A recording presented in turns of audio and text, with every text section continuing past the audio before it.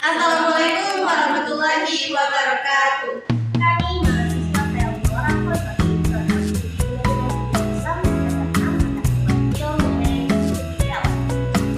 Saya Fatima Ayu, Saya Ina Yuliana. saya Nurhayati. Pendidikan adalah kondisi fondasi utama dalam membangun peradaban bangsa.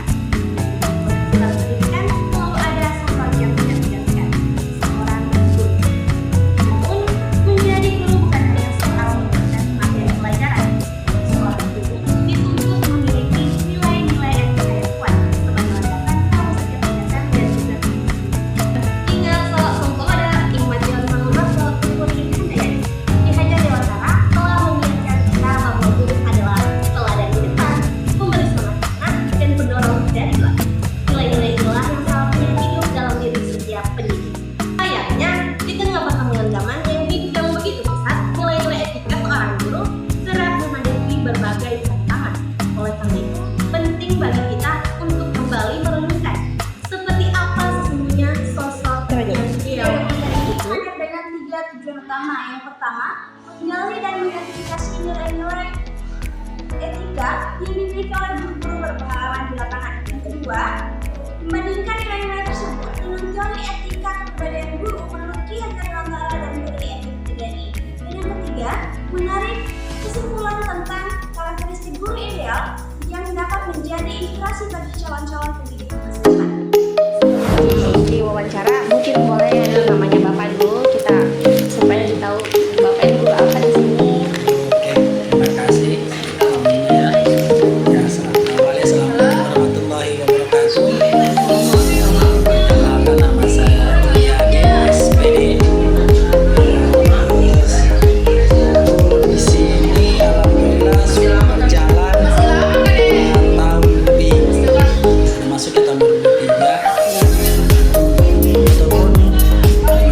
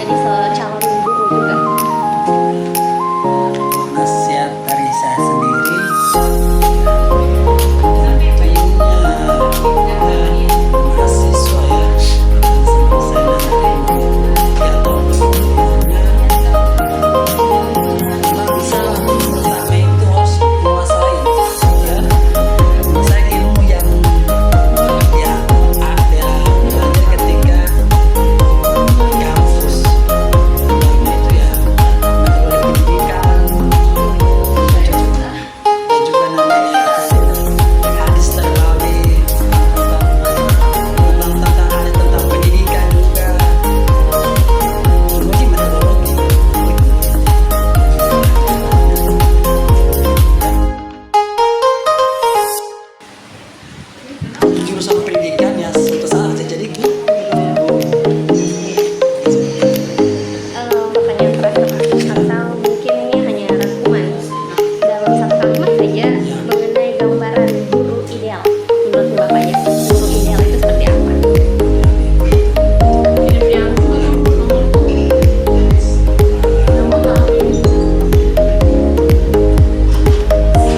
Humoris, terus dan disiplin serta disenangi oleh siswa.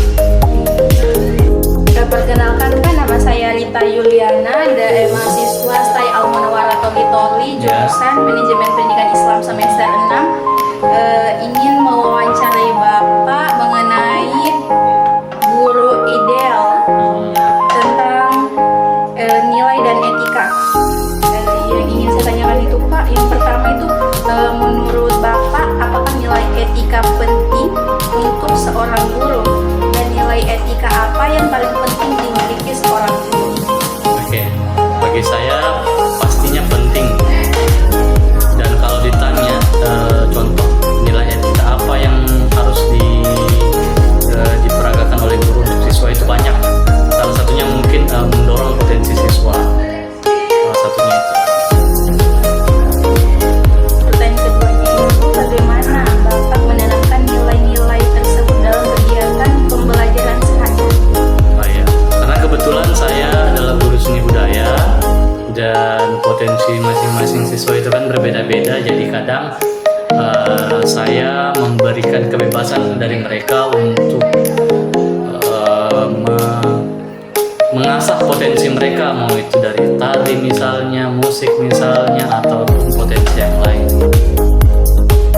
Seperti apa guru ideal yang harus dibutuhkan zaman sekarang itu, yaitu yang kayak saya bilang tadi, guru ideal adalah guru yang mampu mengikuti zaman, guru yang mampu mengikuti perkembangan generasi, seperti generasi-generasi sekarang yang mungkin kecanduan gadget atau yang sudah tidak seperti dulu yang kalau disuruh ini. Selamat siang Bapak. Baik, di sini saya dari STAI Al Munawwarah Toli. Akan wawancara kepada Bapak tentang nilai dan etika pendidikan. Kalau Bapak sendiri di acara ini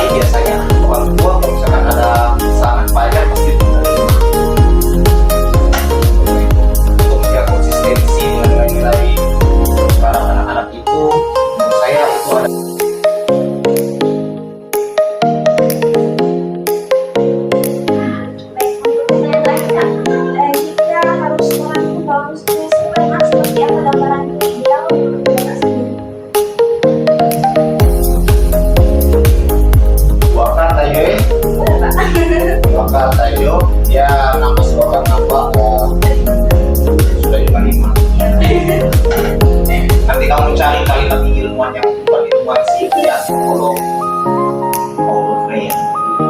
Atau Paulo Freire. Paulo Freire. Cari ini. Dia itu berjuang pendidikan, aktivis pendidikan. Paulo Freire. Saya baca bukunya, baca kata-kata jiwa pendidikan bagi dia. Terima kasih Bapak. Setelah melakukan wawancara mendalam pada 9 guru, kami menemukan pola nilai-nilai menarik untuk jalur siswa dilanjut. Guru pertama, Bapak Juliain, sangat menekankan pentingnya disiplin, baik disiplin waktu, disiplin dalam mengajar, maupun disiplin dalam bersikap. Baginya, disiplin bukan sekedar waktu, melainkan bentuk penghargaan terhadap profesi guru itu sendiri. Nilai ini sejalan dengan pemikiran Ki Hajar Dewantara yang mendapatkan guru sebagai teladan di depan. Ingat sok semua bodoh, di mana setiap perilaku guru akan diamati dan ditiru oleh murid-muridnya. Dari guru kedua yaitu Pak Fatur, ia menekankan pentingnya mengikuti perkembangan zaman, yaitu seorang guru harus adaptif, melek teknologi dan mampu menyesuaikan cara mengajar dengan kebutuhan generasi masa kini. Hal ini relevan dengan tantangan pendidikan di era digital, di mana guru yang tertinggal sementara guru yang harus berkembang akan mampu menjadi jembatan antara ilmu pengetahuan dan dunia nyata siswa. Dan guru ketiga, Bapak Adimas mengingatkan kita pada hal yang paling dasar, yaitu kebaikan. Bahwa di atas segala kompetensi dan metode mengajar, seorang guru yang baik hatinya akan selalu meninggalkan pesan yang mendalam bagi murid-muridnya. Kebaikan ini tercermin dalam kode etik PGRI yang menegaskan bahwa guru wajib mengutamakan kepentingan siswa dengan penuh kasih sayang, dan tanggung jawab. Dari perjalanan wawancara dan diskusi yang telah kami lakukan, satu hal yang semakin menjadi jelas bagi kami, yaitu menjadi guru bukan sekedar sebuah profesi, ia adalah sebuah panggilan jiwa. Guru yang disiplin mengajarkan kita bahwa keteraturan adalah bentuk cinta kepada murid. Guru yang adaptif mengingatkan kita bahwa belajar tidak pernah berhenti, bahkan bagi seorang pendidik. Dan guru yang penuh kebaikan membuktikan bahwa hati yang tulus adalah bekal terbaik dalam mendidik. Sebaik-baiknya manusia adalah yang paling bermanfaat bagi orang lain. Hadis riwayat Ahmad.